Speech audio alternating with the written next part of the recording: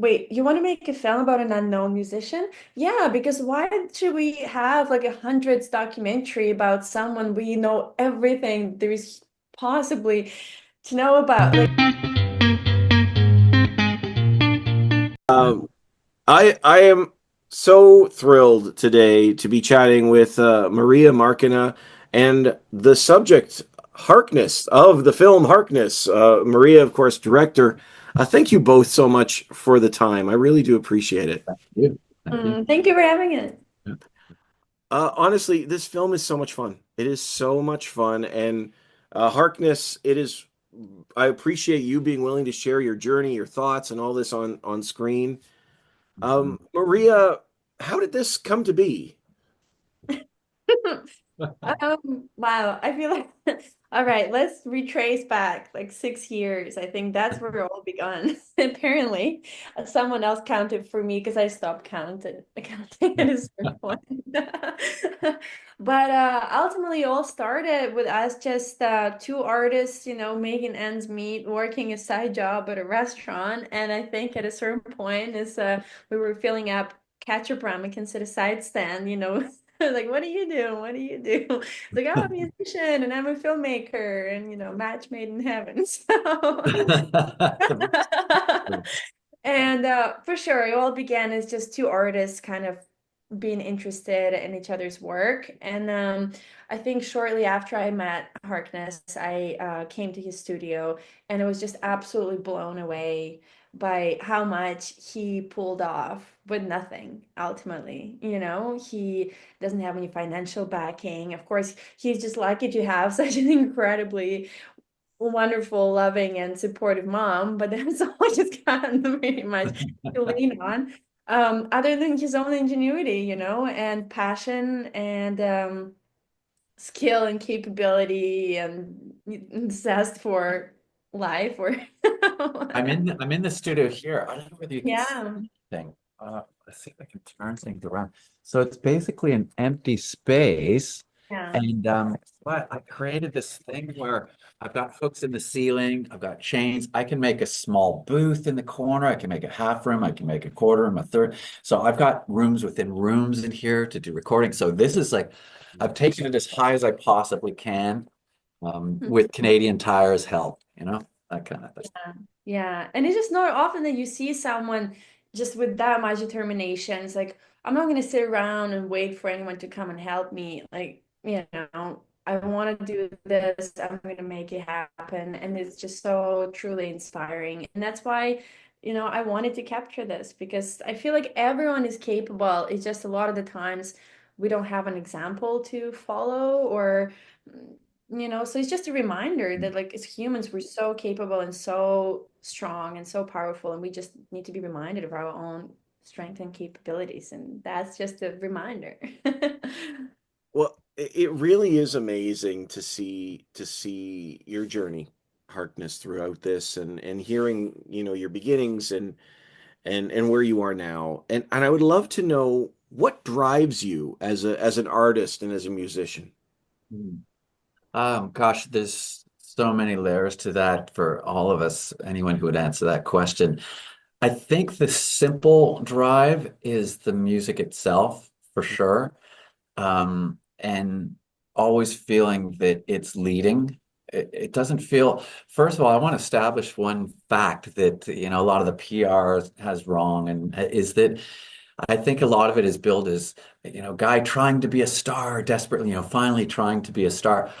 I don't care to be a star and that. This music that's driving me crazy must be heard. Nothing to do with me, and the music feels different for me. I mean, it's at one with me, but it feels not mine and all that. So it's this music that is just keeps hatching and hatching and hatching and has for decades leading up to me even coming out of the basement. Finally, I was sitting alone with it going, Jesus F, I gotta respect this music that's here and represent it and get out there. But I didn't want to be an individual whatsoever. There's no person doing it. It's just the music. Thus the concealment and this anonymous look that is also an eyesore. It's kind of this double-edged sword of trying to be invisible, but at the same time. But yeah, I just didn't want to be anybody I wanted the music just to be unlimited, and the music is what drives me the most. Though, as Maria went into in the film, I had some pretty damaging moments mentally, as a lot of us did. And what I discovered in that is what's coming out of the music and making me feel so passionate about bringing it out, because the music kind of saved my life. And I think that, as even before my music happened, when I was in my depths, whether it was Prince or Bach or the Beatles or Bob Marley, those guys saved my soul. And I just know that I had direct experience with all that stuff, and I'm trying to also lend a hand to those that need it, music through music. You know, one of the things I think is so interesting about this film is that Maria, I say this because a lot of documentary filmmakers, we don't hear them, when we get their film. But you two are engaging in certain places of this film, which I think is so wonderful. And Mhm. Harkness, you mentioned Prince, and one of Oh the yeah, moments that I find most striking is where you're talking about how when Prince passed, you felt like something just went like yeah. the lights went off for a moment or something. And Maria, you ask him, is that what you think about with your music? Mhm. And Yeah. I would love to know about that moment and about this relationship as you're building this film together. Mhm. Yeah. I think, yeah, you want to go first? Or do you No, want you, please. to? Okay. Ladies first. I think it's just and I mean I could have had more of my voice in there, and if I wanted to, it was just I really didn't want to steal the show. But I think it was always going to be that fly on the wall. I never wanted to hide the camera. I think I wanted it to be real. And it's so funny now that we have get comments like, is this a mockumentary? For the entire time, I wanted to make it as real as humanly possible, without like commercial lights, without set up interviews, without, all that polished cinematic look. Like, I want it to be as close to life as humanly possible, just me with one camera. So this is legit. Like, this is real life happening, and I'm just trying to keep up with it. Um, and I think that has also created that very intimate connection that allowed for a lot of things to be captured, because it was just me and him. And it wasn't because, like, oh yeah, in the beginning, we had no money, so that was forced. But Oh, even later on, when we got this incredible support from, all the financiers and production company on board and everything, that was always the creative choice, the deliberate creative choice, to just have me as one camera and one person that he, you know, gets shadowed by and allows to bounce off ideas. Like, I wanted him to bounce ideas off of me. I wanted him to like communicate what's going on in his head with me, because now I'm like, well, she's around all the time. I might as well, bounce things off her. And I was looking for that intimate closeness. And I think over time, because it took about 5 years to finish it all, it just naturally happened, I think. And I think that's why the film is what it is. Yeah. Mhm. Honestly, I think it's such a beautiful relationship, and the camera. And I don't know how anyone could think it's a mockumentary because this just feels so honest. Although I will say the scene with you mowing the lawn is genuinely wonderfully funny. Uh, uh, um, you know, but people might say, why the heck is he wearing his gear to mow the lawn? I am constantly busy as F, right? And I must have been doing an Instagram thing, and then now I got to like, it's just reality. I was just all constantly wearing this, and then if I'm not, I'm, yeah, and then but got to do it for this. Like, it's just like now I'm wearing it. So ridiculous but true. Yeah, yeah. but that's what's so wonderful about it, to be honest. Like, and so much of life is ridiculous but true in general. I think in Thank personally. God. Yeah, thank Yeah. God. Uh, And as I like to say, like, because a lot of people say, like, really, like, but nobody knows him. Like, why you make a documentary about someone nobody knows? And it just seems to be the case for so many, especially music films these days. It's like, wait, you want to make a film about an unknown musician? Yeah, because why should we have like a hundreds documentary about someone we know everything there is possibly to know about? Like, Already, yeah. I want to make movie about someone everybody knows like everything about. I want to discover, or not discover, but bring to the wider audience someone who I think is inspiring because he has so little to fall back on and because he has so little backing. Like, how about we read, like, we look and champion the stories of just people like us, like, someone we can actually relate to and see ourselves in, and like, oh, that guy just really pulled that off, like, pulled it out of his ass. Like, but I can do that too. Like,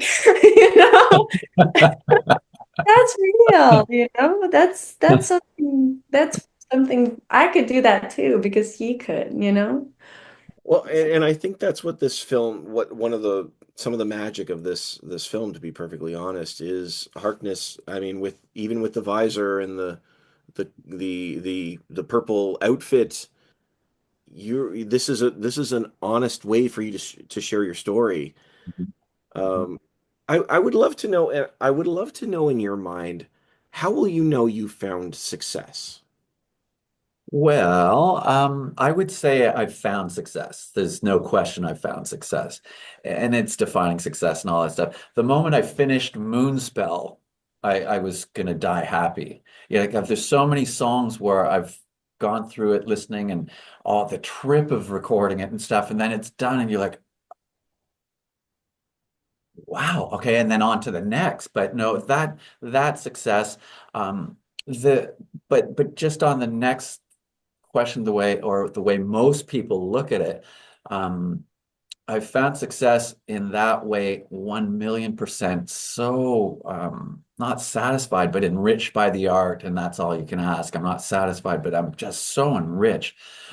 But I think that if I could tour, if I could find some backing to tour and just be on an opening act on someone mildly established, I'm talking the Horseshoe or Lee's or something like that. I think that if I could be on tour opening for somebody small anywhere, any continent, that I could win over their audience, and that would be success for me and take the next steps. But I just need to success is the next step for me out of the basement. Right now I'm doing gigs that again not a lot of people are coming to and no one knows me, and it's so I just getting some help, some aside from the amazing help with Maria and the film, getting some help in the business, that would be a big success for me. Just someone who says, if you give me a piece of the hot sauce posters and t-shirts and everything like that, maybe we can work together. Sure, let's work together. Let's get this bird off the ground.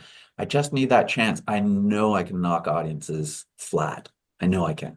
Well, and you have moments here where we see where the audiences are right involved, or they're just right into your shows, Yeah. Yeah, and for sure. For sure. Yeah. I think that's All so. three of them. Hey, those shows, there's some of those shows on there. There's a lot of people, not just That's true. more than three. There's quite a few, and they're into it. Yeah. Mhm. Absolutely. Absolutely. I haven't played a show where the thing is you'll either walk in, see me play for 2 bars and immediately walk out, or be transfixed and transported. It's up to you. And all the audiences, be it big or small, the majority of them, they do they do have their jaws on the floor. And it's not because I'm great. It's the music and it's something different. And there's a lot of energy coming at them, and they've never seen or heard anything like it, really. Mhm. So yeah. Love And that. now it's even better with a drummer. And I got a drummer now, so look at. Yeah, Come on. Outstanding. yeah, yeah. I would love to hear from you both too. There's one moment in the film which I thought was almost like poignant. Is this scene where you're in New York speaking to a woman in the park, and she says, "Hope is not the right word because when Mhm. you hope, you're in the in between." Oh yeah, I yeah. would love to hear what you both think on that because, of course, she's saying it to you, Harkness, but Maria, you're sitting there too. Like this is such a fascinating thing for a stranger to say to you.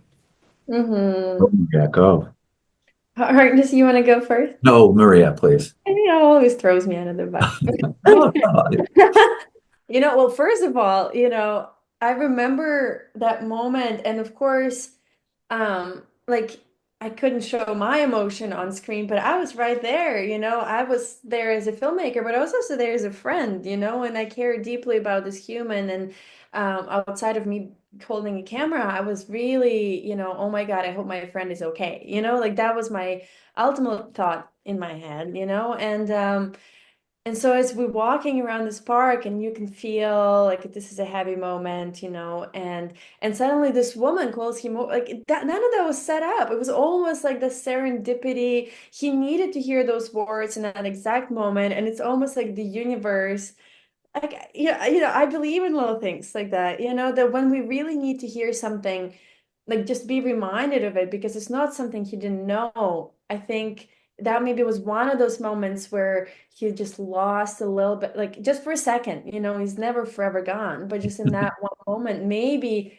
he started kind of like losing his absolutely indestructible, like faith, or you know, whatever the word is. And she was just a reminder, like no, no, no, like go back to where you belong, like to that place of looking forward to and not hope, because he's already there like most of the time, and he just needed to be pulled back, and so he could just go back to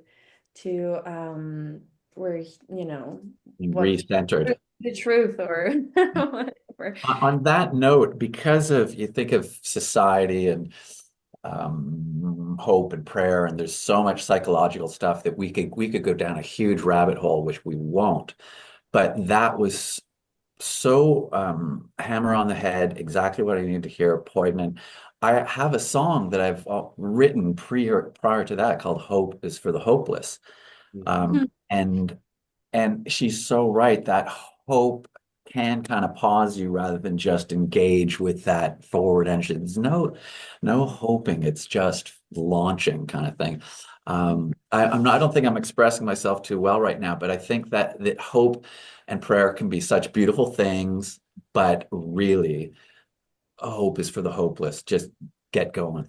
Yeah, yeah. Because I think almost hope kind of implies a bit of it's out of my control or something. Yeah, That that's almost better said. That's well said. Yeah. higher power to, you know, give you something or make something happen. Whereas looking forward to is like, this is me. I'm in control. I'm driving, and I'm going to get to that destination, you know, or at least I'm going to do everything humanly possible to do. No Right? time for hope. Just, Yeah. yeah, not waiting for any extraterrestrial assistance. Yeah. I love that, and it's such a beautiful piece. I know we're starting to run out of time. Mhm. Oh, really? Yeah, we've been at this for almost 20 minutes now. Wow, that was quick. I would love to know, though, if we start to wrap, Mm-hmm. um, Harkness, what have you learned about yourself through the process? And Maria, what have you learned about them? Oh, God, that's a tough one. Here's the thing. I got to work with an incredible artist and filmmaker and person and intelligent woman. I think I learned more about life than about myself working with Maria. The things that she taught me and showed me, and the consideration and the intimacy. It was such a growth of individuality and not decor. There's some kind of societal word that she's just such an incredible human being. And I'm not blowing smoke. She really, really taught me a lot about certain considerations. And I think, although the movie probably isn't a billboard for it, I'm usually a nice guy and humble and giving and all that kind of stuff. But Maria took it to a new level for me and enriched me in that way. As far as learning about myself, I think it ties in with what I just said, is that I could be a lot better person in some ways. I mean, you think that you have this cause that the world needs your music, and there feels like there's nobility there because you think it's what they need, and so you bulldoze your way to get to that, and that's not really right either. Finding the fine lines between bulldozing with passion, but not stepping on people or hurting people or having your mom cut too many onions or however it goes. Yeah, I learned a lot. I learned a lot for sure. And thank you, Maria. Thank you, Maria. Oh, you're welcome. No Sure. problem.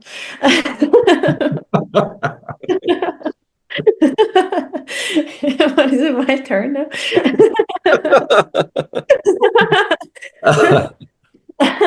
You Um, are awesome, by the way. I just thought I should say that right now. This is just so wonderful chatting with you. Oh, Please, good. all right, go ahead, Maria. oh yeah, we're even more fun over like a beer or something somewhere. Yeah, Not you too just, yeah, just too wait. sharp. It's amazing that Maria and I are not in jail. Let's just put it that way. That's how much Oh fun this God, I partnership know. is. Let's leave it at that. We I bet raised you're the the same. eyebrows. I bet you're the same.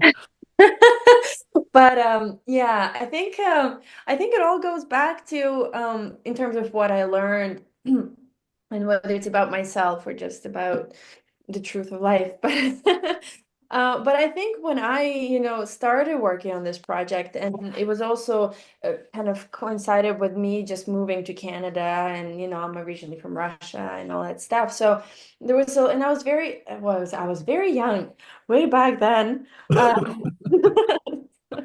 What is it? I was 23 or something. And and I had so many insecurities, and it was just, I think I was questioning myself on every step of the way, and to the point of like calling my mother to make sure like that I'm making the right decision. Like, can you give me like, I swear to God, I think I was still in that place of, I think that's what I want to do, but is that the right thing to do? Like, I was constantly inundated with my own questionings of myself and my creative choices.